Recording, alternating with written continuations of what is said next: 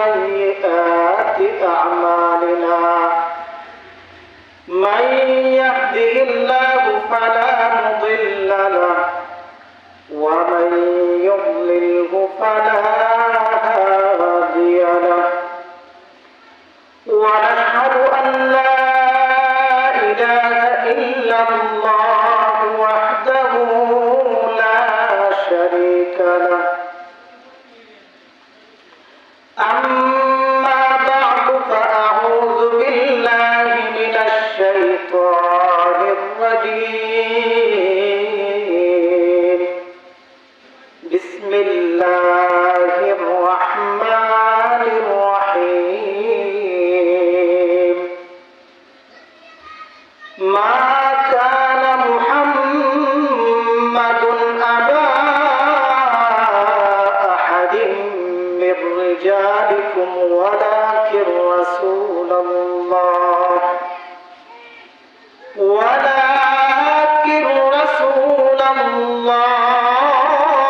وخاتم النبيين وكان الله بكل شيء عليما يا أيها الذين آمنوا اذكروا الله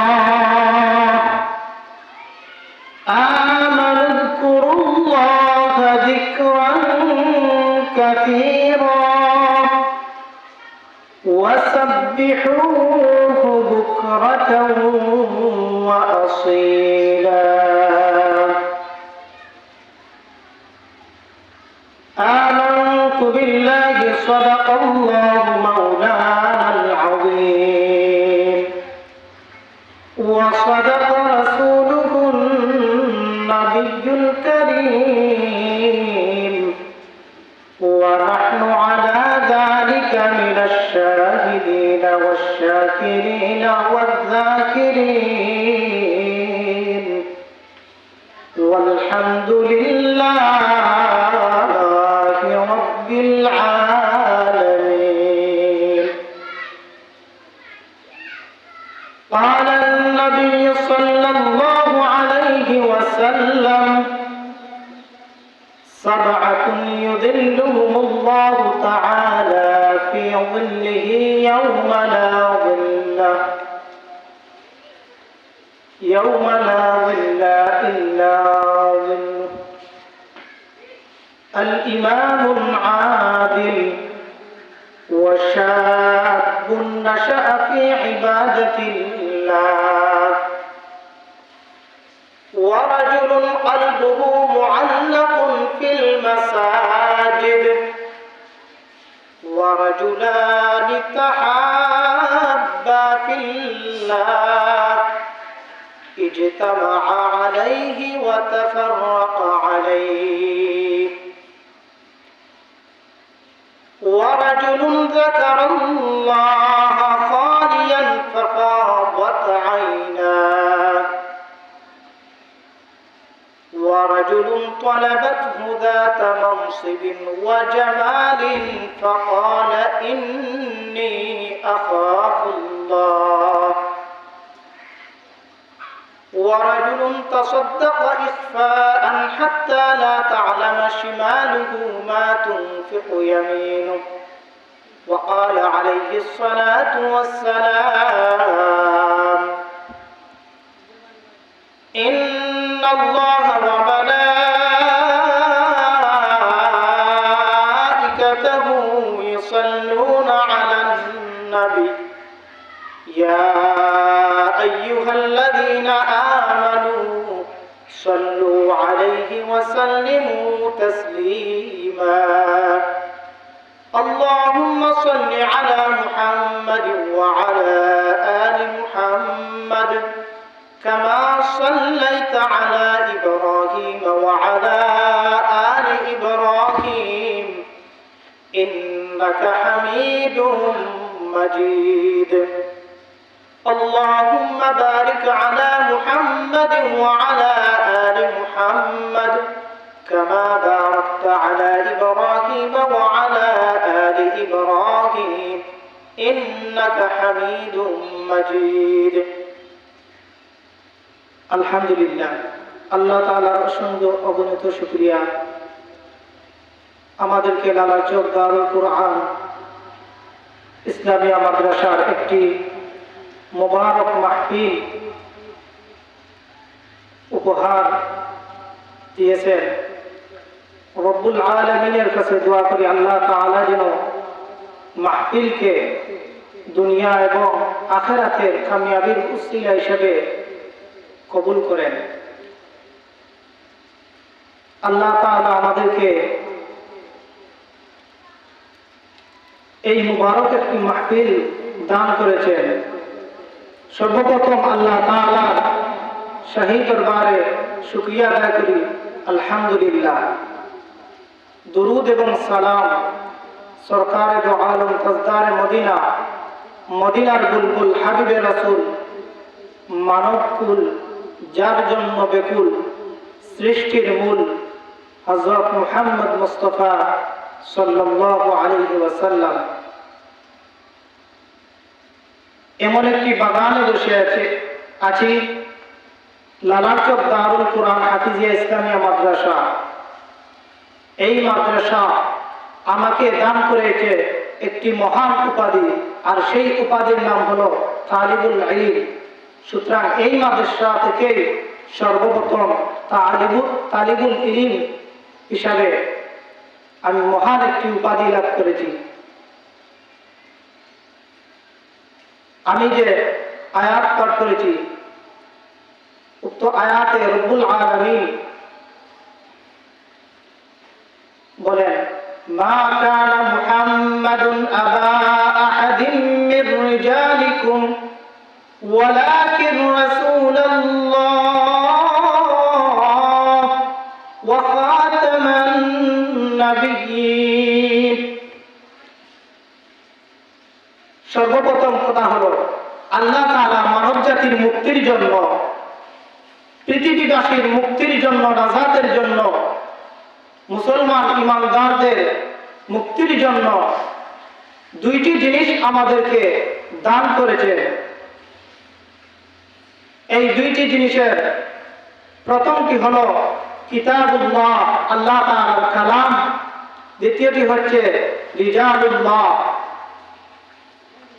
আল্লাহর রাসূল মুহাম্মদ মুস্তাফা সাল্লাল্লাহু আলাইহি ওয়াসাল্লামকে। সুতরাং মুক্তির পর দুটি, একটি হচ্ছে কিতাবুল্লাহ, আল্লাহ পাক রব্বুল আলামিনের আদেশ, মুহাম্মদ সাল্লাল্লাহু আলাইহি ওয়াসাল্লামের তরিকা অনুযায়ী। যেই ব্যক্তি আল্লাহ তাআলার হুকুম, ইবাদত, বন্দেগী আল্লাহর হাবিব সাল্লাল্লাহু আলাইহি ওয়াসাল্লামের তরিকা অনুযায়ী করলো, সেটি হবে কিতাবুল্লাহ। আর যদি মুহাম্মদ সাল্লাল্লাহু আলাইহি ওয়াসাল্লামের তরিকা অনুযায়ী যদি তার ইবাদত, চলাফেরা সবকিছু করে, তাহলে এটা হচ্ছে ইবাদত। সে যদি ঘুমায় সেটাও রাসূলের তরিকা অনুযায়ী, সেটাও ইবাদত। সে যদি হাঁটে রাসূল সাল্লাল্লাহু আলাইহি ওয়াসাল্লামের তরিকা অনুযায়ী, সেটাও ইবাদত। সে যদি উঠা চলাফেরা সবকিছু রাসূল সাল্লাল্লাহু আলাইহি ওয়াসাল্লামের তরিকা অনুযায়ী করে, সবকিছু ইবাদত। সে যদি নামাজ পড়ে রাসূলের তরিকা অনুযায়ী, এই নামাজটা তার ইবাদত। সে যদি রোজা রাখে রাসূলের তরিকা অনুযায়ী, সেটা হবে তার জন্য ইবাদত। সে যদি যাকাত দেয় রাসূলের তরিকা অনুযায়ী, সেটা হবে তার জন্য ইবাদত। সে যদি বেচাকেনা করে রাসূলের তরিকা অনুযায়ী, সেটা হবে তার জন্য ইবাদত। সে যদি দান, সদকা, খয়রাত করে রাসূলের তরিকা অনুযায়ী, সেটা হবে তার জন্য ইবাদত। সে যদি বিবাহ শাদী করে রাসূলের তরিকা অনুযায়ী, সেটা হবে তার জন্য ইবাদত। সে যদি বিচার করে রাসূলের তরিকা অনুযায়ী, সেটা তার জন্য ইবাদত। সে যদি রাষ্ট্র চালায় রাসূলের তরিকা অনুযায়ী, সেটা হবে তার জন্য ইবাদত। সে যদি সমাজ গঠন করে সমাজ চালায় রাসূলের তরিকা অনুযায়ী, সেটা হবে তার জন্য ইবাদত। সে যদি বিবাহ করে রাসূলের তরিকা অনুযায়ী, সেটাও তার জন্য ইবাদত। সে যদি বাথরুমে প্রবেশ করে রাসূলের তরিকা অনুযায়ী, সেটাও হবে তার জন্য ইবাদত। সে যদি পোশাক পরে রাসূলের তরিকা অনুযায়ী, সেটা হবে তার জন্য ইবাদত। কেউ যদি আত্মীয়তার বন্ধন রক্ষা করে রাসূলের তরিকা অনুযায়ী, সেটাও হবে তার জন্য ইবাদত। সে যদি বক্তৃতা দেয় রাসূলের তরিকা অনুযায়ী, সেটাও হবে তার জন্য সে যদি চলাফেরা করে সফর করে রাসূলের তরিকা অনুযায়ী, সেটা হবে তার জন্য ইবাদত। সে পৃথিবীর যেই কাজ করুক না কেন, উঠাফেরা, চলাফেরা, তার লাইফের প্রতিটি কাজ যদি রাসূলের তরিকা অনুযায়ী হয়, তার প্রতিটি কাজ হবে আল্লাহ তাআলার ইবাদতের মধ্যে গণ্য। আর যদি কেউ রাসূলের তরিকা অনুযায়ী না চলে, সেটা তার ইবাদত বলে গণ্য হবে না। সুতরাং রাসূল সাল্লাল্লাহু আলাইহি ওয়াসাল্লামের তরিকা অনুযায়ী যদি ইবাদত করি, তাহলে সেটা হবে বন্দেগী। রাসূলের তরিকা অনুযায়ী ইবাদত আমল করলে সেটা হবে বন্দেগী। আর রাসূল সাল্লাল্লাহু আলাইহি ওয়াসাল্লামের তরিকা অনুযায়ী, রাসূলের পন্থা অনুযায়ী যদি সেটা করা না হয়, তাহলে সেটা বন্দেগী হবে না, সেটা হবে জিন্দেগি। যদি মনের নফসের খায়েশ মতো, মন মতো, মন গড়া জীবন চালানো হয়, লাইফটাকে যদি রাসূলের তরিকা অনুযায়ী পরিচালনা না করা হয়, সেটা ইবাদত নয়, সেটা বন্দেগী নয়, সেটার নামই হলো জিন্দেগি। সুতরাং আল্লাহ তাআলার আদেশ মতো ইবাদত করতে হবে এবং পালন করতে হবে রাসূল সাল্লাল্লাহু আলাইহি ওয়াসাল্লামের তরিকা অনুযায়ী। আল্লাহ তাআলা পবিত্র কুরআনের মধ্যে এই আয়াতে বলেন, মা কানা মুহাম্মাদুন আবা আহাদিন মির রিজালিকুম ওয়ালাকিন রাসূলুল্লাহি ওয়া খাতামান নাবিয়্যিন। মুহাম্মদ সাল্লাল্লাহু আলাইহি সাল্লাম তোমাদের কোন পুরুষের পিতা নন। এখানে মুহাম্মদ তোমাদের কোন পুরুষের পিতা নন। মির রিজালিকুম, এই রিজাল দ্বারা উদ্দেশ্য মুহাম্মদ সাল্লাল্লাহু আলাইহি ওয়াসাল্লাম, অর্থাৎ আল্লাহর নবী, বিশ্ব নবী মুহাম্মদুর রাসূলুল্লাহ রাহমাতুল লিল আলামিন। কোন সাবালক পুরুষের পিতা নন, কোন বালেগ পুরুষের পিতা নন, অর্থাৎ নবীজি সাল্লাল্লাহু আলাইহি সাল্লাম কোন পুরুষের পিতা নন। তাহলে এখানে প্রশ্ন জাগে, নবীজি সাল্লাল্লাহু আলাইহি সাল্লামের কয়েকজন পুত্র ছিলেন? অবশ্যই ছিলেন।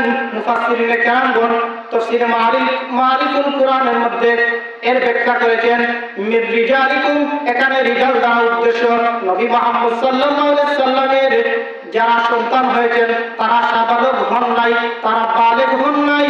সুতরাং এখানে মির রিজাল দ্বারা উদ্দেশ্য মুহাম্মদ সাল্লাল্লাহু আলাইহি সাল্লাম কোন পুরুষ বালেগ পুরুষের পিতা নন, কোন বালেগ পুরুষের পিতা নন, কোন সাবালক পুরুষের পিতা নন। ওয়ালাকিন রাসূলুল্লাহ, মুহাম্মদ সাল্লাল্লাহু আলাইহি ওয়াসাল্লাম আল্লাহর রাসূল। ওয়া খাতামান নাবিয়্যিন, মুহাম্মদ সাল্লাল্লাহু আলাইহি সাল্লাম আল্লাহর রাসূল এবং খাতামুন নাবিয়্যিন, শেষ নবী। কুরআন নাযিল করেছেন আল্লাহ, কুরআন অবতরণ করেছেন আল্লাহ, তার ব্যাখ্যা দিবেন মুহাম্মদুর রাসূলুল্লাহ। এখানে খাতামুন দ্বারা শেষ নবী উদ্দেশ্য।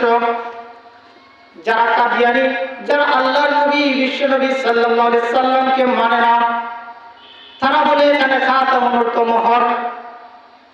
এখানে খাতামুন অর্থ মোহর নয়, খাতামুন অর্থ শেষ, অর্থাৎ মুহাম্মদুর রাসূলুল্লাহ সাল্লাল্লাহু আলাইহি সাল্লাম বিশ্ব নবীর মাধ্যমে নবুয়তের সমাপ্তি ঘটে গেছে, সেখানে আর কোনো নতুন নবী আসবে না।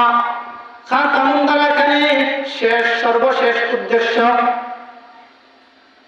তারা বলে এখানে খাতামুন দ্বারা মোহর উদ্দেশ্য, অথচ সাহাবায়ে কেরাম রাদিয়াল্লাহু তাআলা আনহুকে নবীজি সাল্লাল্লাহু আলাইহি সাল্লাম এই আয়াতের ব্যাখ্যা করে দিয়েছেন।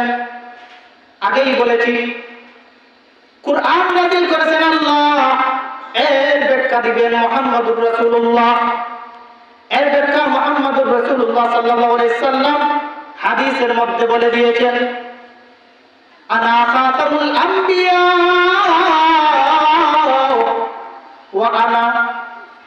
ওয়া আনতুম খাতামুল উমাম, আমি নবী, শেষ নবী, এবং তোমরা যারা আমার উম্মত, তোমরা হচ্ছে সর্বশেষ উম্মত। সুতরাং নবীজি সাল্লাল্লাহু আলাইহি ওয়াসাল্লাম শেষ নবী। এই আয়াতের ব্যাখ্যা নবীজি সাল্লাল্লাহু আলাইহি সাল্লাম দিয়ে গেছেন। প্রশ্ন আসে, নবীজি সাল্লাল্লাহু আলাইহি ওয়াসাল্লাম শেষ নবী, যারা শেষ নবী মানে না তারা কাফের কিনা? হ্যাঁ, অবশ্যই কাফের। আল্লাহর কুরআনকে আংশিক মানলে হবে না, কুরআনের পুরোটা মানতে হবে। নিজের লাইফের মধ্যে কুরআনের প্রতিটি শরিয়াতে কুরআনের প্রতিটি বিধানকে মানতে হবে। খাতামুন নবিয়্যিন আয়াতের এই আংশিক অর্থ ব্যাখ্যা না মানে যদি কেউ, তাহলে সে অবশ্যই কাফের। আচ্ছা, এটাও বুঝলাম। তবে আমাদের কথা হচ্ছে কে মুসলমান কে ইমানদার, এটা তো আল্লাহ তাআলা কিয়ামতের দিন নির্ধারণ করবেন। আমরা এখানে চিল্লাচিল্লি করে লাভ কি? আমরা রাষ্ট্রের কাছে দাবি জানিয়ে লাভ কি? আমাদের যে মৌলিক সমস্যা হবে, যদি মুহাম্মদ সাল্লাল্লাহু আলাইহি ওয়াসাল্লাম পৃথিবীর শ্রেষ্ঠ নবী, মুহাম্মদ সাল্লাল্লাহু আলাইহি সাল্লামকে যদি রাষ্ট্রীয়ভাবে শেষ নবী, সর্বশেষ নবী ঘোষণা না করা হয়, তাহলে যেই সমস্ত খ্যাতি, যেই সমস্ত সমস্যা, তার মধ্যে মৌলিক 5টি সমস্যা। প্রথম সমস্যা হচ্ছে এই মসজিদ আল্লাহর ঘর, কাবা শরীফ আল্লাহর ঘর, মসজিদ, মাদ্রাসা, কবরস্থান এইগুলো মুসলমানদের শব্দ। এই মুসলমানদের মসজিদ, তার পবিত্রতা রক্ষা করতে হবে মুসলমানদের। এই মুসলমানদের মসজিদের মধ্যে কোনো বিধর্মী, কোনো কাফেররা যদি অপবিত্র করতে চায়, সেই মসজিদকে নিরাপত্তা মুসলমানকে দিতে হবে। সেই মসজিদকে পবিত্র রাখার দায়িত্ব হলো মুসলমান। সর্বপ্রথম সমস্যা, কাবা আল্লাহ তাআলার বাইতুল্লাহ, কাবা শরীফ। এই কাবা শরীফ পবিত্র রাখার দায়িত্ব হলো মুসলমানদের। কবরস্থানকেও পবিত্র রাখার দায়িত্ব হলো মুসলমানদের। এবং মুসলমান ও মুসলমানদের মধ্যে বিবাহ শুদ্ধ হয় না, বিবাহ জায়েজ হয় না। কোন মুসলমান কোন অমুসলিমকে বিবাহ করতে পারে না, তাদের বিবাহ শুদ্ধ হবে না। যদি কাদিয়ানীরা রাষ্ট্রীয়ভাবে মুসলমান থাকে, তাহলে সে রাষ্ট্রীয়ভাবে মুসলমান থাকার কারণে সে যে কোনো মসজিদে প্রবেশ করতে পারবে। সে বাইতুল্লাহ শরীফে, আল্লাহ তাআলার ঘর বাইতুল্লাহ, কাবা শরীফ, ওই কাবা শরীফকে অপবিত্র করে দিবে। আমার নবী, আপনার নবী, মায়ার নবী সাল্লাল্লাহু আলাইহি সাল্লামের রওজা শরীফ এর সামনে সে অপবিত্র অবস্থায় দাঁড়াবে। কিয়ামতের দিন কি জবাব দিবেন সেটাই চিন্তার বিষয়। যদি কাফেররা রাষ্ট্রভাবে মুসলমান থাকে, তাহলে রাষ্ট্রভাবে মুসলমান থাকার কারণে অমুসলিম কাদিয়ানী মুসলমানদেরকে বিবাহ করতে পারবে রাষ্ট্রীয় আইনে, অথচ সে মুসলমান নয়, সে কাফের। মুসলমানদের কবরস্থান, এখানে কোনো অমুসলিমদের স্থান নেই, এখানে কোনো অমুসলিমকে দাফন করা জায়েজ হবে না। কিন্তু সে যদি রাষ্ট্রীয়ভাবে মুসলিম থাকে, তাহলে রাষ্ট্রীয়ভাবে মুসলিম থাকার কারণে সে ওই কবরস্থানে দাফন করার সুযোগ লাভ করবে। সে যদি রাষ্ট্রীয়ভাবে মুসলমান থাকে, তাহলে আমাদের মসজিদের মধ্যে সে রাষ্ট্রীয় আইনে ঢুকতে পারবে। যদিও আমরা আমাদের মসজিদের পবিত্রতা রক্ষার্থে তাদেরকে ঢুকতে দেই না, তাদের প্রবেশ করা জায়েজ নাই। অমুসলিম, হিন্দু, বৌদ্ধ, কাফের যেভাবে মসজিদের মধ্যে ঢোকা জায়েজ নাই, প্রবেশ করা জায়েজ নাই, সেভাবে কাদিয়ানীরা কাফের হওয়ার কারণে, আল্লাহর কুরআনকে অমান্য করার কারণে, ওয়াখাতামান নবিয়্যিন এই আয়াতকে অস্বীকার করার কারণে তারাও মসজিদের মধ্যে প্রবেশ করতে পারবে না। আমাদের কলিজার সেই মসজিদকে অপবিত্র করতে পারবে না। যদি তারা রাষ্ট্রীয়ভাবে মুসলমান থাকে, তাহলে রাষ্ট্রীয় ভিসা অনুযায়ী মুসলিম পরিচয়ে তারা কাবা শরীফ, বাইতুল্লাহ, আল্লাহর ঘরকে অপবিত্র করবে। মায়ার নবী সাল্লাল্লাহু আলাইহি সাল্লামের রওজা শরীফের মধ্যে দাঁড়াবে। রাষ্ট্রীয়ভাবে মুসলমান থাকার কারণে আমরা কোনো বাধা প্রদান করতে পারবো না। যদি তারা রাষ্ট্রীয়ভাবে মুসলমান থাকে তাহলে তারা যেতে পারবে না। একজন মুসলিম পিতা তার সন্তান যদি কাফের হয়, অমুসলিম হয়, তাহলে সে তার সন্তানেরা কখনো তার ওয়ারিসান অর্থাৎ মিরাসের সম্পত্তি পাবে না। কিন্তু রাষ্ট্রীয়ভাবে ওই সন্তানেরা, ওই ছেলেমেয়েরা রাষ্ট্রীয়ভাবে মুসলমান থাকার কারণে সে তার পিতামাতার মিরাস সম্পত্তি পাবে। কিন্তু আল্লাহ তাআলার কুরআনের আইনে সে মিরাসের সম্পত্তি পাবে না। এই সমস্ত মৌলিক সমস্যা, আরো অনেক সমস্যা রয়েছে। মা কানা মুহাম্মাদুন আবা আহাদিন মির রিজালিকুম ওয়ালাকিন রাসূলুল্লাহ, মুহাম্মদ সাল্লাল্লাহু আলাইহি সাল্লাম তোমাদের কোন পুরুষের পিতা নন। ওয়া খাতামান নবিয়্যিন, তিনি সর্বশেষ নবী। ওয়া কানা আল্লাহু বিকুল্লি শাইইন আলিমা। ইয়া আইয়ুহাল্লাযীনা আমানু উযকুরুল্লাহা যিকরান কাসীরা। ইয়া আইয়ুহাল্লাযীনা আমানু, পরের আয়াতে আল্লাহ তাআলা বলেন ইয়া আইয়ুহাল্লাযীনা আমানু, হে ঈমানদাররা। আমানু দ্বারা আল্লাহ তাআলা ঈমানদারদেরকে ডাক দিলেন। পুরো পৃথিবীর মধ্যে যত মানুষ রয়েছে, যত ব্যক্তি রয়েছে, সব মানুষ দুই ভাগে বিভক্ত। হয়তো সে সৃষ্টিকর্তা বিশ্বাস করে অথবা সে সৃষ্টিকর্তা বিশ্বাস করে না। কেউ সৃষ্টিকর্তা আছেন এই বিশ্বাস করে, যারা সৃষ্টিকর্তা আছেন বলে বিশ্বাস করে তাদেরকে বলা হয় আস্তিক।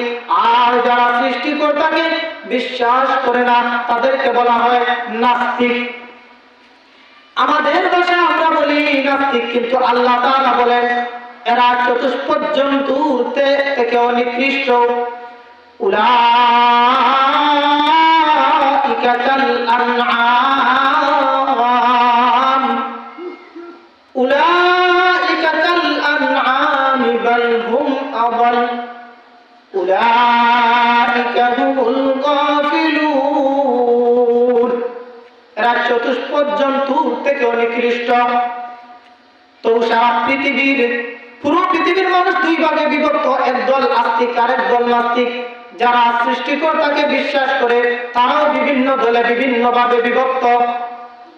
কেউ এক খোদাকে বিশ্বাস করে, একজন সৃষ্টিকর্তাকে বিশ্বাস করে, কেউ দ্বিত্ববাদ অর্থাৎ দুইজন খোদাকে বিশ্বাস করে, কেউ তিনজন খোদাকে বিশ্বাস করে, কেউ কেউ আবার 16 কোটি 18 কোটি খোদা পর্যন্ত মানে, কোটি কোটি খোদাও বিশ্বাসী, কোটি কোটি সৃষ্টিকর্তাও বিশ্বাসী অনেকে আছে। কিন্তু যারা এক খোদায় বিশ্বাসী, এক স্রষ্টায় বিশ্বাসী, ইয়া আইয়ুহাল্লাযীনা আমানু, এখানে ইয়া আইয়ুহাল্লাযীনা আমানু দ্বারা আল্লাহ তাআলা যারা এক আল্লাহকে বিশ্বাস করে তাদেরকেই ডাক দিয়েছেন ইয়া আইয়ুহাল্লাযীনা আমানু, ঈমানদাররা। কারা ঈমানদার, কারা ঈমানদার নয়? অনেকে অনেকভাবে, অনেককে কাফের বলে, আবার অনেককে মুসলমান বলে। কিন্তু সাত কথা উলামায়ে কেরাম, বিজ্ঞ উলামায়ে কেরামগণ গবেষণা করে 7 প্রকার মানুষ বের করেছেন, 7টি গুণ বের করেছেন। এই 7 গুণ যাদের মধ্যে আছে, এই 7 গুণ যাদের মধ্যে আছে তারাই হচ্ছে আল্লাহর কাছে মুসলমান। আর এই 7 গুণ যাদের মধ্যে নাই তারা মুসলমান নয়। আমানতু বিল্লাহ, যারা আল্লাহ তাআলাকে বিশ্বাস করে, ওয়া মালাইকাতিহি, এবং আল্লাহ তাআলার রাসূল, আল্লাহ এবং আল্লাহ তাআলা যত ফেরেশতা সৃষ্টি করেছেন তাদেরকে যারা বিশ্বাস করে, ওয়া কুতুবিহি, আল্লাহ তাআলা যত কিতাব নাযিল করেছেন, আসমানি যত কিতাব নাযিল করেছেন সমস্ত কিতাবকে বিশ্বাস করে, কোরআন সব কিছুকে বিশ্বাস করে, ওয়া কুতুবিহি ওয়া রুসুলিহি, যত নবী প্রেরণ করেছেন সব নবীকে বিশ্বাস করে, ওয়াল ইয়াউমিল আখির, আখিরাত দিবসকে বিশ্বাস করে, কিয়ামতের দিন আল্লাহ তাআলা সকলকে দাঁড় করাবেন এবং তার কর্মের হিসাব নিবেন, এটাকে যারা বিশ্বাস করে, ওয়াল কাদরি খাইরিহি ওয়া শাররিহি, ভালো মন্দ যা কিছু হয় আল্লাহ পাক রব্বুল আলামিনের পক্ষ থেকেই হয়, এটা যারা বিশ্বাস করে, মিনাল্লাহি তাআলা ওয়াল বা'থি বা'দাল মাউত, মৃত্যুর পর আবার আল্লাহ তাআলা প্রত্যেককে আবার পুনরুত্থান ঘটাবেন, আবার জীবিত করবেন, এটার উপরে যারা বিশ্বাস করে, ইয়া আইয়ুহাল্লাযীনা আমানু, এখানে আমানু দ্বারা এটাই উদ্দেশ্য, ঈমানদার যারা, এই সাত গুণে যারা বিশ্বাসী, এই সাত গুণ যাদের মধ্যে আছে তাদেরকে সারা পৃথিবীর মানুষ যদি অমুসলিম বলে, কাফের বলে, তারপরেও তারা মুসলমান। আর এই সাত গুণ যাদের মধ্যে থাকবে না, পুরা পৃথিবীর মানুষ যদি তাদেরকে মুসলমান বলে, তারপরেও তারা মুসলমান হবে না। ইয়া আইয়ুহাল্লাযীনা আমানু উযকুরুল্লাহ, পরের অংশে আল্লাহ বলেন উযকুরুল্লাহ, আল্লাহ তাআলার জিকির করো, আল্লাহর স্মরণ করো হে বান্দা, সদা সর্বদা আল্লাহ তাআলা তোমাকে দেখতেছেন, এই কথা তোমাকে ভাবতে হবে। উযকুরুল্লাহ, আল্লাহ তাআলা আমাকে দেখতেছেন, সব সময় আল্লাহ তাআলা দেখেন, সব সময় আল্লাহ তাআলা শুনেন। সুতরাং আল্লাহকে দেখায়া কিভাবে আমি চুরি করতে পারি, আল্লাহকে দেখায়া কিভাবে আল্লাহর নাফরমানি করতে পারি, আল্লাহকে দেখায়া কিভাবে আমি সুদ খাইতে পারি, আল্লাহকে দেখায়া কিভাবে আমি ঘুষ খাইতে পারি, আল্লাহকে দেখায়া আমি নামাজ সারিয়া রাস্তাঘাটে আড্ডায় লিপ্ত থাকতে পারি, আল্লাহকে দেখায়া কিভাবে জুয়া খেলতে পারি, আল্লাহকে দেখায়া কিভাবে তামসায় লিপ্ত থাকতে পারি, আল্লাহকে দেখায়া আমি কিভাবে গুনার কাজ করতে পারি, আল্লাহকে দেখায়া কিভাবে জিনা ব্যভিচার করতে পারি, আল্লাহকে দেখায়া আমি কিভাবে গীবত করতে পারি, আল্লাহকে দেখায়া আমি কিভাবে চুগলখড়ি করতে পারি। সুতরাং আল্লাহ তাআলা আমাকে সব সময় দেখতেছেন, আল্লাহকে দেখায় আমি চুগলখড়ি করব না, আল্লাহকে দেখায় আমি চুগলখড়ি করতে পারবো না, আল্লাহকে দেখায় আমি গীবত করতে পারবো না, আল্লাহকে দেখায় আমি চুরি করতে পারবো না, আল্লাহকে দেখায় আমি সুদ খাইতে পারবো না, আল্লাহকে দেখায় আমি ঘুষ খাইতে পারবো না, আল্লাহকে দেখায় আমি নাফরমানি করতে পারবো না, আল্লাহকে দেখায় আমি ব্যভিচার করতে পারবো না, আল্লাহকে দেখায় আমি গীবত খাইতে পারবো না, আল্লাহকে দেখায় আমি কারো হক নষ্ট করতে পারবো না, আল্লাহকে দেখায় আমি মিথ্যা সাক্ষী দিতে পারবো না, আল্লাহকে দেখায় আমি কোনো গুনাহের কাজ করতে পারবো না। সুতরাং সব সময় আল্লাহ আমাকে দেখতেছেন। উযকুরুল্লাহ, বান্দা তুমি আল্লাহকে স্মরণ করো, আল্লাহর জিকির করো, আল্লাহর জিকির করো। আল্লাহ রে ডাকে রে বান্দা, আল্লাহ রে ডাকে রে বান্দা, আল্লাহ বলেই ডাক, ও তারে ডাকতে পারলে তোর জীবনের গুনাহ হবে মাফ। আল্লাহ রে ডাকে রে বান্দা, আল্লাহ রে ডাকে রে বান্দা, আল্লাহ বলেই ডাক, ও তারে ডাকতে পারলে তোর জীবনের গুনাহ হবে মাফ। ওরে যখন তোমার কেউ ছিল না তখন ছিলেন উনি, এখন তোমার সব হয়েছে পর হয়েছেন উনি রে বান্দা, পর হয়েছেন উনি। যখন তোমার কেউ ছিল না তখন ছিলেন উনি, এখন তোমার সব হয়েছে পর হয়েছেন উনি রে বান্দা, পর হয়েছেন উনি। যখন তোমার কেউ ছিল না তখন ছিলেন উনি।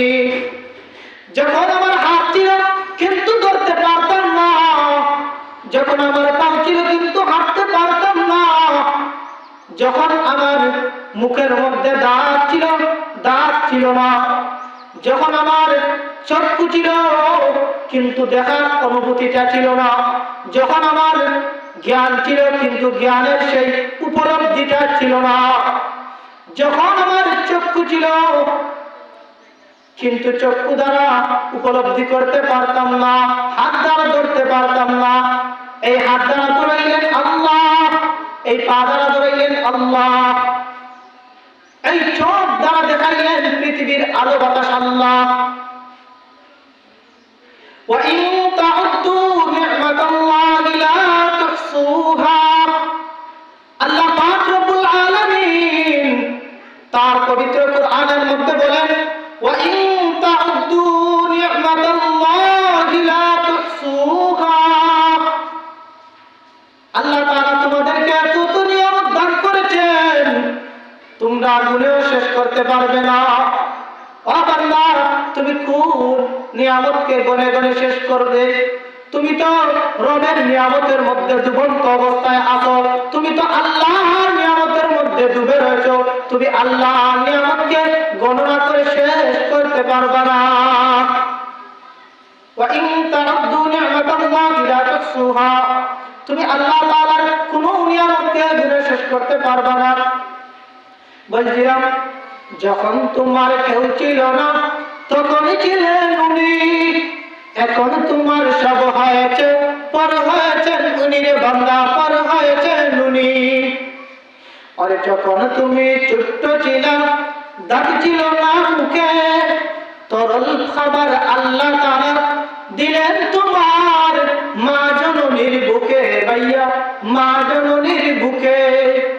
আরে যখন তুমি ছোট্ট ছিলা, দাঁত ছিল না মুখে, তরল খাবার আল্লাহ তাআলা দিলেন তোমার মা জননীর বুকে রে ভাইয়া, মা জননীর বুকে। ওরে সেই মাবুদ রে ভুইল না রে,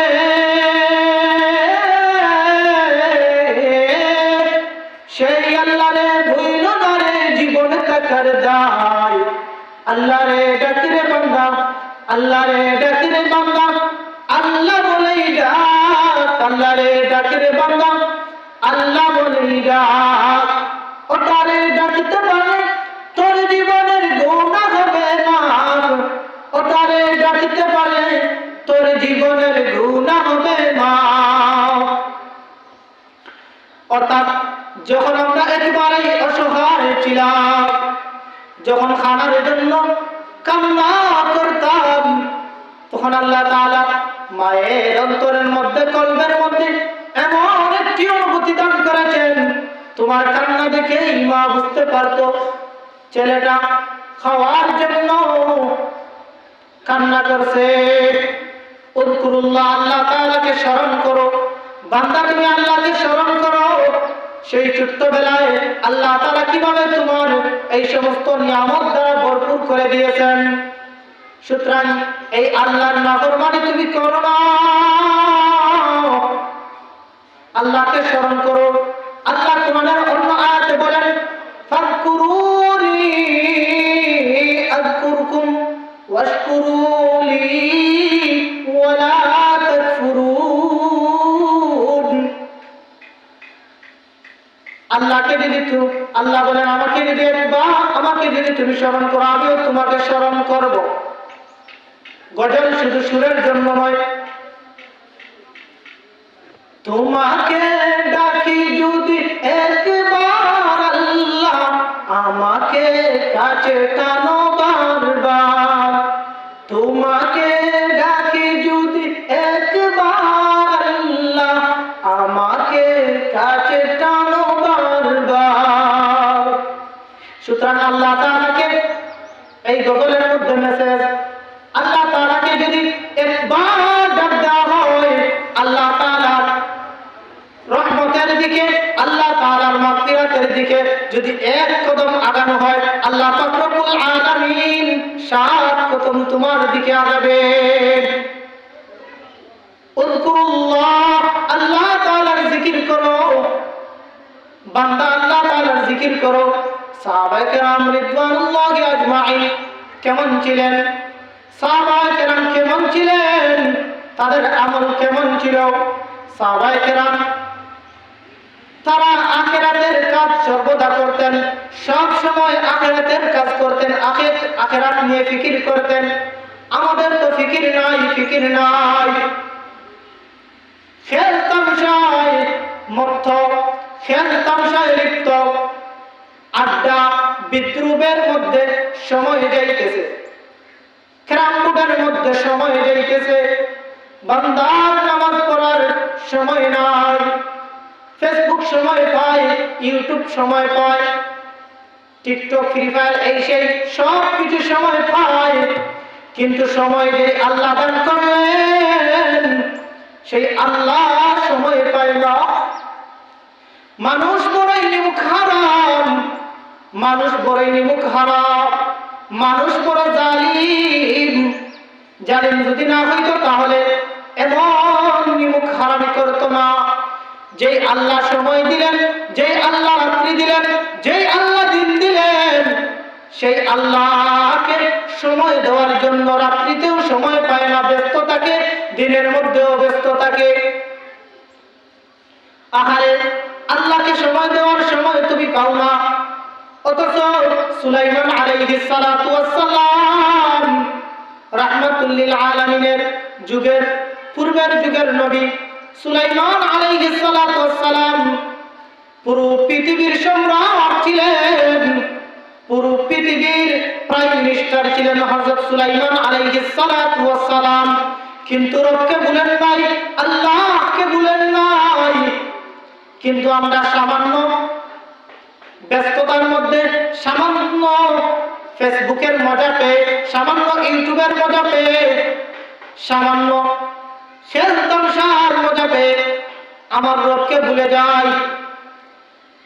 এমপি, মন্ত্রী, চেয়ারম্যান, মেম্বার, মন্ত্রী, মিনিস্টার, যারাই যতই ব্যস্ত হন না কেন, তুমি তো হযরত সুলাইমান আলাইহিস সালাতু ওয়াস সালামের থেকে ব্যস্ত নয়। যারা রোগী, আইয়ুব আলাইহিস সালাতু ওয়াস সালামের মতো রোগ তো তোমার নয়, সুলাইমান আলাইহিস সালাতু ওয়াস সালামের মতো অসুস্থ তো তুমি নয়। উযকুরুল্লাহ, আল্লাহকে স্মরণ করো হে বান্দা। সাহাবায়ে কেরাম রিদওয়ানুল্লাহি আজমাইন, সাহাবায়ে কেরাম তারা আখিরাতের ফিকির নিয়ে কাজ করতেন। আমরা তো আবার অনেকে এইরকম আছি, নিজের ফিকির, নিজের চিন্তা নিয়ে সর্বদা ফিকির করি, কিন্তু আমার পাশের লোকের চিন্তা করি না, পাশের লোকের চিন্তা করি না। নিজে জাহান্নাম থেকে বাঁচতে হবে, এটা যেমন নিজের ফিকির করা উচিত, আমার ভাই, আমার পাশের লোক, তাকেও জাহান্নামে থেকে বাঁচাইতে হবে, এটা আমার ফিকির থাকা উচিত। ইয়া আইয়ুহাল্লাযীনা আমানু ও আনফুসাকুম ওয়া আহলিকুম নারা, হে ইমানদাররা, ও আনফুসাকুম, তুমি নিজে জাহান্নামের আগুন থেকে বাঁচো এবং তোমার আহলকে জাহান্নাম থেকে বাঁচাও। আমি জাহান্নাম থেকে বাঁচতে হবে, আমার পরিবার জাহান্নাম থেকে বাঁচতে হবে, আমার মা জাহান্নাম থেকে বাঁচতে হবে, আমার বাবা জাহান্নাম থেকে বাঁচতে হবে, আমার বোন জাহান্নাম থেকে বাঁচতে হবে, আমার ভাই জাহান্নাম থেকে বাঁচতে হবে, আমার মামা জাহান্নাম থেকে বাঁচতে হবে, আমার নানা জাহান্নাম থেকে বাঁচতে হবে, আমার দাদা জাহান্নাম থেকে বাঁচতে হবে, আমার পরিবার জাহান্নাম থেকে বাঁচতে হবে, আমার মহল্লা জাহান্নাম থেকে বাঁচতে হবে, আমার পঞ্চায়েত জাহান্নাম থেকে বাঁচতে হবে, আমার গ্রাম জাহান্নাম থেকে বাঁচতে হবে, আমার ইউনিয়ন জাহান্নাম থেকে বাঁচতে হবে, আমার জেলা জাহান্নাম থেকে বাঁচতে হবে, আমার উপজেলাবাসী জাহান্নাম থেকে বাঁচতে হবে, আমার দেশ জাহান্নাম থেকে বাঁচতে হবে। আমার নবী সাল্লাল্লাহু আলাইহি সাল্লামের যত উম্মত, যত পুরো মানব জাতিকে জাহান্নাম থেকে বাঁচানোর ফিকির তোমার মধ্যে থাকতে হবে। উযকুরুল্লাহ, আল্লাহকে স্মরণ করো হে বান্দা, আল্লাহর জিকির করো। হাদিসের মধ্যে রাসূল বলেন,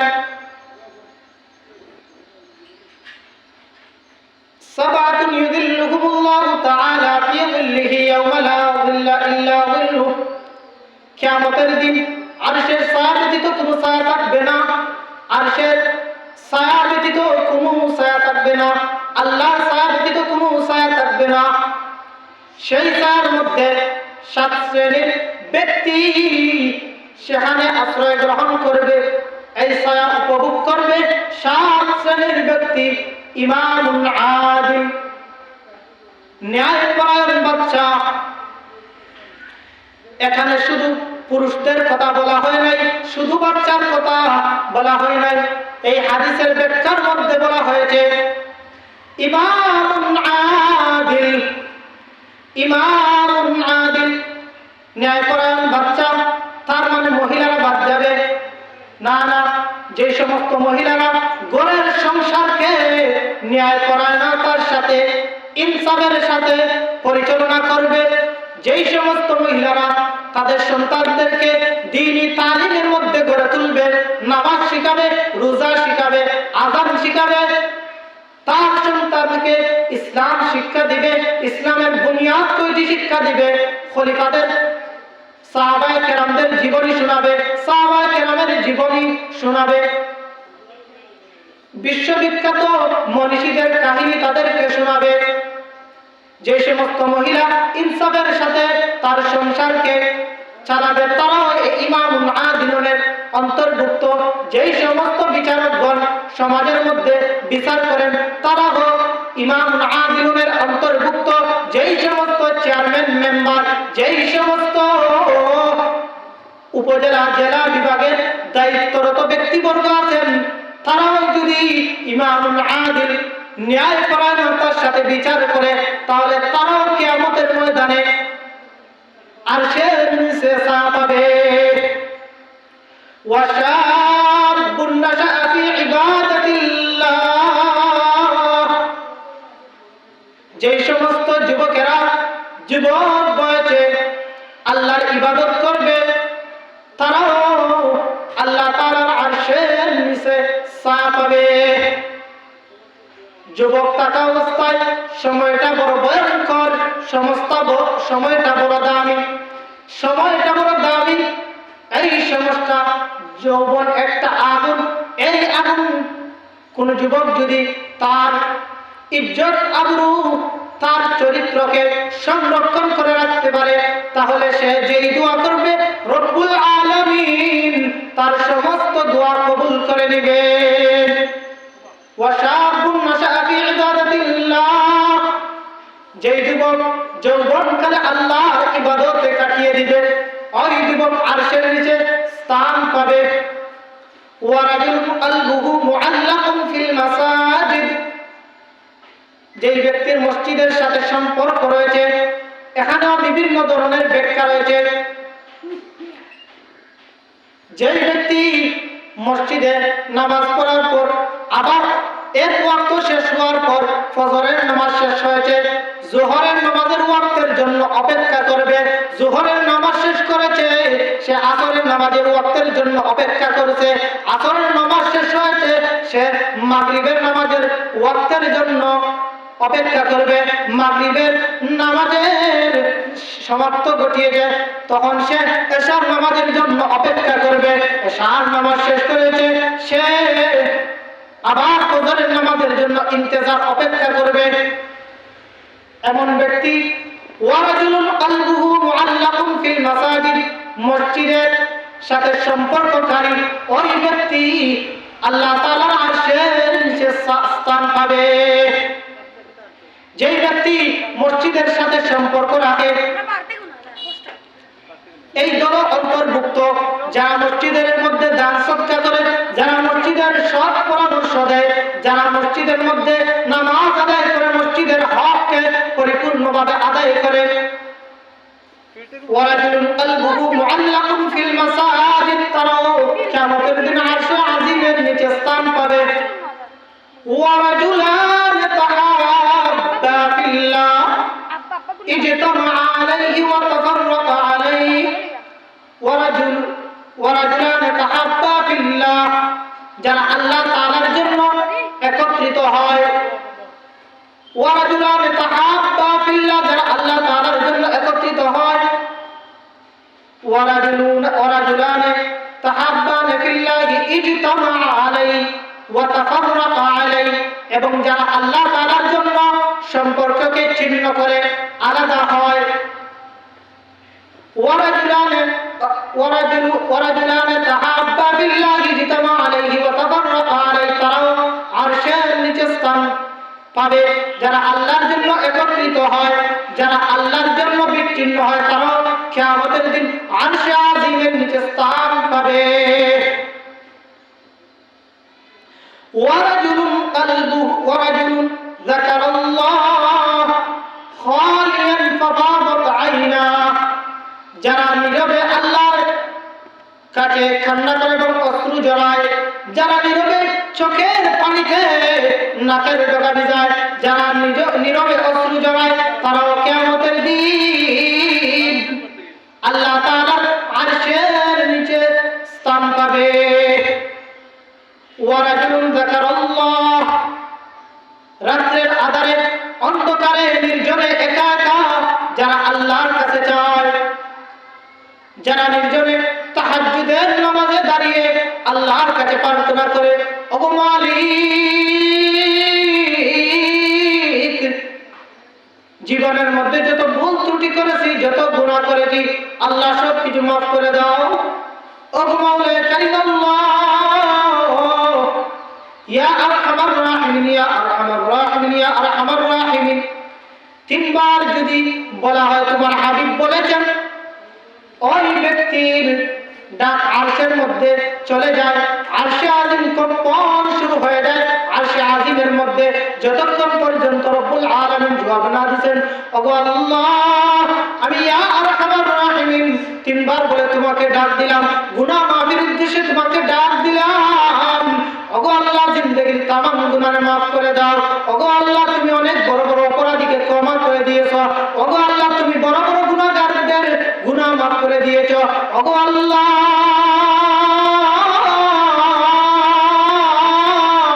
তুমি অনেক অপরাধীর অপরাধ ক্ষমা করে দিয়েছো। ওগো আল্লাহ, আমি তো তোমার মায়ার নবীর উম্মত, আমি তো এমন নবীর উম্মত যেই নবী জমিনের মধ্যে হাতের আঙ্গুল দ্বারা ইশারা করলে চার দ্বিখণ্ডিত হয়ে যায়। আমি তো এমন নবীর উম্মত যেই নবীর ছায়া নাই, যেই নবীর মধ্যে মাছি বসা অপবিত্র জিনিস বসে না। আমি তো এমন নবীর উম্মত যেই নবী জমিনের মধ্যে আঙ্গুল ইশারা দিলে আকাশের চাঁদ দ্বিখণ্ডিত হয়ে যায়, যেই নবী গাছকে ডাক দিলে গাছ হেঁটে হেঁটে নবীজির কাছে চলে আসে, যেই নবী বিশ্বনবী সাল্লাল্লাহু আলাইহি ওয়াসাল্লাম মাটির মধ্যে হাত বুলাইলে মাটি সোনা হয়ে যায়, যেই নবী সাল্লাল্লাহু আলাইহি ওয়াসাল্লাম মদিনা শাসন করে দেন, যেই নবী উম্মতের জন্য সব জায়গায় খাদেন, যেই নবী মরণের কালেও উম্মতদেরকে বলেন নাই, যেই নবী আমার আপনার জন্য বলেন নাই, ওগো আল্লাহ, আমি সেই মায়ার নবীর উম্মত, প্রিয় নবী সাল্লাল্লাহু আলাইহি ওয়াসাল্লামের উসিলায় আমার গুনাহকে মাফ করে দাও। ওগো আল্লাহ, ওয়ারাজুলুন যাকারাল্লাহ খালিয়ান ফাফাদাত আইনাহা, ওগো আল্লাহ, তুমি বলেছো যারা নীরবে অশ্রু জড়ায়, যারা নীরবে তোমার কাছে কান্নাকাটি করে, তাদেরকে তুমি আরশের নিচে স্থান দিবে। ওগো আল্লাহ, আরশের নিচে স্থান করার জন্য আমার স্থানকে বরাদ্দ করে দাও। ওগো আল্লাহ, আমাকে কিয়ামতের দিন আরশের নিচে স্থান দিও। ওগো আল্লাহ, কিয়ামতের আগুনে আমাকে জ্বালাইও না। ওগো আল্লাহ, আমাকে নাজাত দান করেন। ওগো আল্লাহ, আমার পিতাকে মাফ করেন। ওগো আল্লাহ, আমার মাকে মাফ করেন। ওগো আল্লাহ, আমার বাবাকে মাফ করেন। ওগো আল্লাহ, আমার দাদা দাদি নানা নানি আত্মীয় স্বজন, ওগো আল্লাহ, সবাইকে মাফ করে দেন। ওগো আল্লাহ, যারা ইসলামের খেদমত করে গেছে, যারা দ্বীনের খেদমত করে গেছে, যারা আকাবিরে আসলাফ ছিলেন, তামামদেরকে মাফ করে দাও। ওগো আল্লাহ, তোমার মদিনা দেখার তৌফিক দান ফরমাও, তোমার বাইতুল্লাহ শরীফ তওয়াফ করার তৌফিক দান ফরমাও। ওগো আল্লাহ, তোমার রাসূলের রওজা জিয়ারত করার তৌফিক দান ফরমাও। ওগো আল্লাহ, তোমার হাবিব সাল্লাল্লাহু আলাইহি সাল্লামের রওজার মধ্যে আসসালাতু ওয়াসসালামু আলাইকা ইয়া রাসূলুল্লাহ, আসসালাতু ওয়াসসালামু আলাইকা ইয়া হাবিবাল্লাহ বলে অন্তরকে জোড়ানোর তৌফিক আমাদেরকে দান করো। ওগো আল্লাহ, কিয়ামতের দিন জাহান্নামের আগুনে আমাদেরকে জ্বালাইও না। ওগো আল্লাহ, নিরাপদে আমাদের পুলসিরাতকে সহজ করে দিন। ওগো আল্লাহ, হাসরে আমাদেরকে তুমি তোমার আরশে আজিমের নিচে স্থান দিও। ওগো আল্লাহ, তোমার মুহিব্বিন যারা আছেন তাদের মধ্যে আমাদেরকে শামিল করে নাও। ওগো আল্লাহ, আমার অন্তকে তোমার নূর দ্বারা ইয়া আল্লাহ নূর দ্বারা ভরপুর করে দাও। ওগো আল্লাহ, তোমার নেক বান্দাদের সাথে আমাকে শামিল করে নাও, তোমার মুত্তাকিনদের সাথে শামিল করে নাও, তোমার সিদ্দিকিনদের সাথে শামিল করে নাও, তোমার সাদিকিনদের সাথে শামিল করে নাও। এইভাবে আল্লাহ তাআলার দরবারে একাকী নির্জনে যারা কান্না করে, আল্লাহ তাআলা বলেন, ও আমার বান্দা, নবীজি সাল্লাল্লাহু আলাইহি সাল্লাম হাদিসের মধ্যে বলেন, ওয়ারাজুলুন যাকারাল্লাহ খালিয়ান ফাফাদাত আইনা, ওই ব্যক্তিকে আল্লাহ তাআলা কিয়ামতের দিন, যেদিন কঠিন অবস্থা হবে, আম্মা জান আয়েশা রাদিয়াল্লাহু তাআলা আনহা ফরমান, আন আয়েশা রাদিয়াল্লাহু তাআলা আনহা قالت سمعت رسول الله صلى الله عليه وسلم قلت يا رسول الله হে আল্লাহর রাসূল,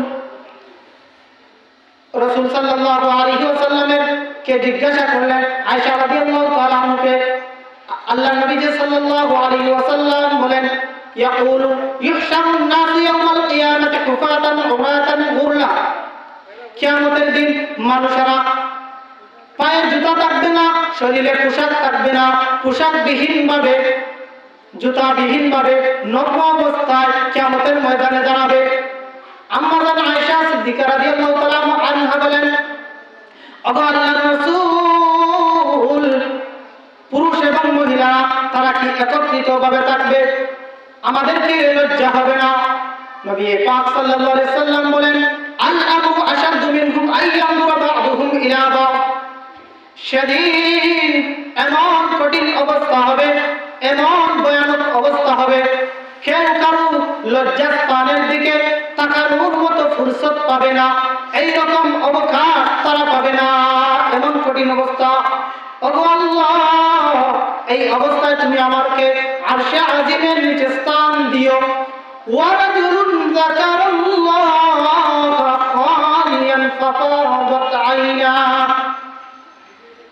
ওয়ারাজুলুন যাকারাল্লাহ, যারা আল্লাহ তাআলাকে স্মরণ করবে, খালিয়ান ফাফাদাত আইনা, নীরবে এবং চোখের অশ্রু ঝরাবে, তাদেরকে আল্লাহ তাআলা কিয়ামতের ময়দানে আরশে আজিমের মধ্যে স্থান দিবেন। বলছিলাম ওয়ারাজুলুন শাবুন নাশা ফি ইবাদাতিল্লাহ, যে সমস্ত যুবকেরা যুবক অবস্থায় আল্লাহ তাআলার ইবাদত করবে, তাদেরকে আল্লাহ তাআলা আরশে আজিমের মধ্যে স্থান দিবে। তাহলে যারা মহিলা, তারা কি এই ফজিলত থেকে বঞ্চিত হবে? না না, তারাও এই ফজিলত থেকে বঞ্চিত হবে না, তারা এই ফজিলত থেকে বঞ্চিত হবে না। যে সমস্ত মহিলারা যুবতী অবস্থায় যৌবনের সময় আল্লাহ তাআলার ইবাদত করবে, আল্লাহকে ভয় করবে, তারাও এই হাদিসের এই অংশের অন্তর্ভুক্ত হবে, এই ফজিলতের অন্তর্ভুক্ত হবে। তাদেরকে আল্লাহ তাআলা কিয়ামতের দিন আরশে আজিমের নিচে স্থান দিবেন। ওয়ারাজুলান তাহাব্বা ফিল্লাহি ইজতামা আলাইহি ওয়া তাফাররাকা আলাইহি, এই ফজিলতের মধ্যে অর্থাৎ যারা আল্লাহর জন্য একত্রিত হয়, আল্লাহর জন্য বিচ্ছিন্ন হয়, তাদেরকে আল্লাহ তাআলা কিয়ামতের দিন আরশে আজিমে স্থান দিবেন। এখানে শুধু পুরুষরা নয়, নারীরাও যদি আল্লাহর জন্য একত্রিত হয়, আবার আল্লাহর জন্য কৃতজ্ঞতা বিচ্ছিন্ন হয়, তাহলে তারাও কিয়ামতের দিন আরশে আজিমের নিচে স্থান পাবে। ওয়ারাজুলুন যাকারাল্লাহ খালিয়ান ফাফাদাত আইনা, এখানে শুধু পুরুষ নয়, মহিলারাও যদি আল্লাহর ভয়ে আল্লাহর কাছে নির্জনে একাকীভাবে আল্লাহর কাছে ফরিয়াদ করে, আল্লাহর কাছে মাগফিরাত কামনা করে, আল্লাহর ভয়ে চক্ষু দ্বারা অশ্রু প্রবাহিত করে, তারাও এই ফজিলতের অন্তর্ভুক্ত হবেন, অর্থাৎ তারাও কিয়ামতের দিন আরশে আজিমের নিচে স্থান পাবেন। ওয়ারাজুলুন তালাবাতহু যাতু মানসিবিন ওয়া জামাল, যাকে কোনো সুন্দরী মহিলা কুপ্রস্তাব প্রদান করে আর সে বলে ফাকালা ইন্নী আখাফুল্লাহ, আমি আল্লাহকে ভয় করি। ওই ব্যক্তিকে আল্লাহ তাআলা কিয়ামতের দিন আরশে আজিমের নিচে স্থান দিবে। এখানে শুধু পুরুষরা অন্তর্ভুক্ত না, এখানের মধ্যেও নারীরা অন্তর্ভুক্ত। যদি কোন পুরুষ তাকে কুপ্রস্তাবের জন্য আহ্বান করে আর সে যদি উত্তরে বলে ফাকালা ইন্নী আখাফুল্লাহ, আমি আল্লাহকে ভয় করি, আমি আল্লাহকে ভয় করি, ওই মহিলাকেও আল্লাহ তাআলা কিয়ামতের দিন আরশে আজিমের নিচে স্থান দিবেন। ওয়ারাজুলুন তাসাদ্দাকা ইখফাআন হাত্তা লা তা'লামা শিমালুহু মা তুনফিকু ইয়ামিনুহু, যে ব্যক্তি আল্লাহর রাস্তায় দান করে, ওই ব্যক্তি যদি আল্লাহর রাস্তায় দান করে ডান হাতে দান করবে, বাম হাত বুঝতে পারে না, ওই ব্যক্তিকে আল্লাহ তাআলা কিয়ামতের দিন আরশে আজিমের নিচে স্থান দিবে। ডান হাত দ্বারা দান করলো, বাম হাত বুঝলো না, অর্থাৎ এটার উপর করতে নয়। এটার কথা হলো কেউ যদি গোপনে দান করে, কেউ যদি তার দানকে প্রকাশ না করে, ইখলাসিয়াত লিল্লাহিয়াত ইখলাসের সাথে দান করে, গোপনে দান করে, ওই ব্যক্তিকে আল্লাহ তাআলা কিয়ামতের দিন আরশে আজিমের নিচে স্থান দিবে। রাসূল সাল্লাল্লাহু আলাইহি ওয়াসাল্লাম অন্য হাদিসের মধ্যে বলেন, যে ব্যক্তি কোন দরিদ্র অসহায় কোন ব্যক্তিকে যদি দান করে তাহলে সে পাবে একটি সওয়াব। আর যে কেউ যদি তার কোনো আত্মীয়কে দান করে, তার কোনো আত্মীয় কাউকে দরিদ্র তাকে দান করে এবং মনে মনে সওয়াবের নিয়ত করে, তাহলে সে দুইটি সওয়াব পাবে।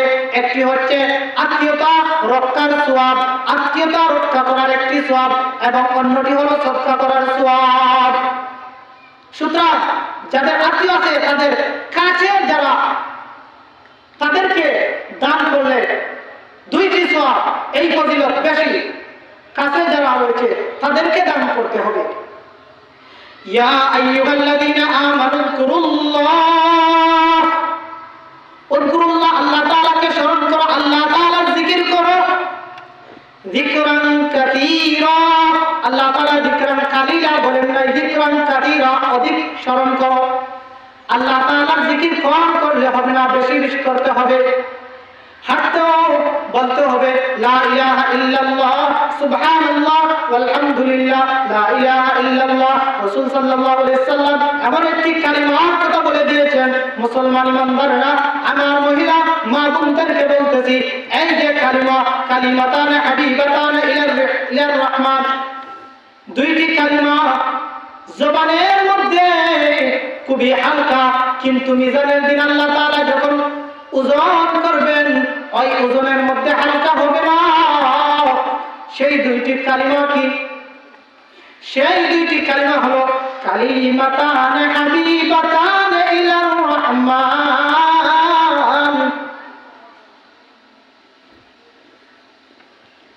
সুবহানাল্লাহি ওয়া বিহামদিহি সুবহানাল্লাহিল আযীম, সুবহানাল্লাহি ওয়া বিহামদিহি সুবহানাল্লাহিল আযীম। এই দুইটি বাক্য জবানে বলতে খুবই সহজ, খুবই সহজ, কিন্তু মিজানের পাল্লা অনেক ভারী হয়ে উঠবে।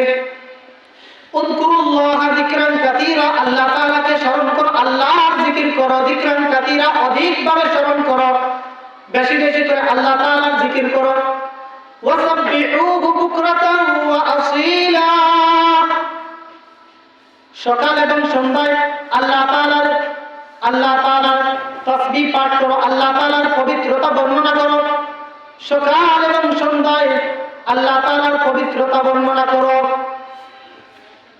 হযরত ফাতিমা রাদিয়াল্লাহু তাআলা আনহা আল্লাহর নবী সাল্লাল্লাহু আলাইহি ওয়াসাল্লামকে কাজের জন্য একজন দাসী দেওয়ার জন্য বললেন। নবীজি সাল্লাল্লাহু আলাইহি ওয়াসাল্লাম বলেন, রে ফাতিমা,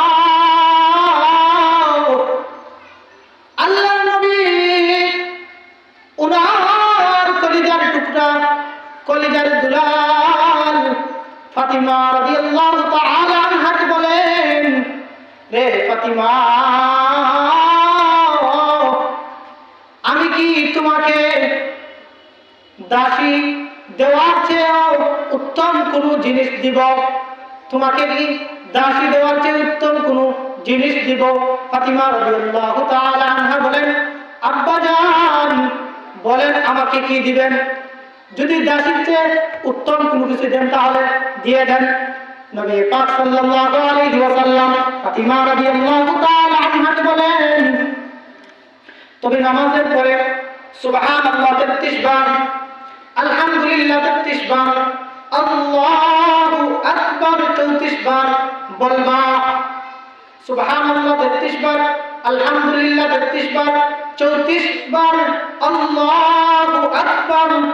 এটা তোমাকে একজন দাসী দিলে যে উপকার পেতে তার চেয়েও বেশি উপকার এই তাসবির মধ্যে, এই তাসবির মধ্যে তুমি তার চেয়েও বেশি উপকার পেয়ে যাবে। হযরত ফাতিমা রাদিয়াল্লাহু তাআলা আনহা এই আমল পাওয়ার পর আর কখনো ছাড়েন নাই, আর কখনো ছাড়েন নাই। আমি অনুরোধ করব এই আমলটা প্রত্যেক মহিলা মা বোনদেরকে, প্রত্যেক যুবক ভাইদেরকে, প্রত্যেক নামাজীদেরকে, প্রত্যেককে বলবো এই আমলটুকু করবেন। আরেকটি আমল, আল্লাহ নবী সাল্লাল্লাহু আলাইহি ওয়াসাল্লাম বলেন সূরা হাশরের শেষ 3 আয়াত, যেই ব্যক্তি ফজরের নামাজের পর এবং মাগরিবের নামাজের পর সূরা হাশরের শেষ 3 আয়াত পড়বে, সওয়াবের নিয়তে ইখলাস অন্তরে রেখে যেই ব্যক্তি এই আমল করবে, সূরা হাশরের শেষ 3 আয়াত, আউযু বিল্লাহিস সামিউল আলিম মিনাশ শাইতানির রাজীম, আউযু বিল্লাহিস সামিউল আলিম মিনাশ শাইতানির রাজীম, হুয়াল্লাহুল্লাযী লা ইলাহা ইল্লা হু আলিমুল গায়বি ওয়াশ শাহাদাতি হুয়ার রাহমানুর রাহিম, হুয়াল্লাহুল্লাযী লা ইলাহা ইল্লা হু।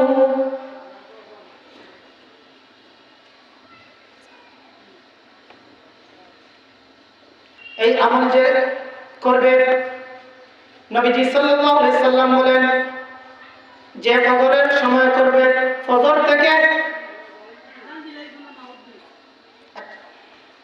যে ব্যক্তি ফজরের পরে করবে, ফজর থেকে নিয়ে মাগরিব পর্যন্ত একদল ফেরেশতা তার জন্য 70,000 ফেরেশতা তার জন্য মাগফিরাতের জন্য দোয়া করবে।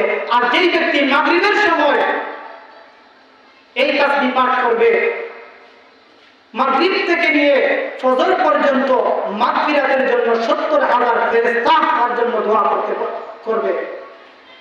আল্লাহ তাআলা যা বললাম যেগুলো সহিহ হয়েছে এগুলো আল্লাহ পাক রব্বুল আলামিনের পক্ষ থেকে, আর যেগুলো ত্রুটিপূর্ণ হয়েছে যদি হয়ে থাকে তাহলে এগুলো আমার পক্ষ থেকে। আল্লাহ পাক রব্বুল আলামিন ত্রুটিপূর্ণ এগুলো থেকে বাঁচার তৌফিক দান করেন এবং যেগুলো সহিহ তার উপর আমল করার তৌফিক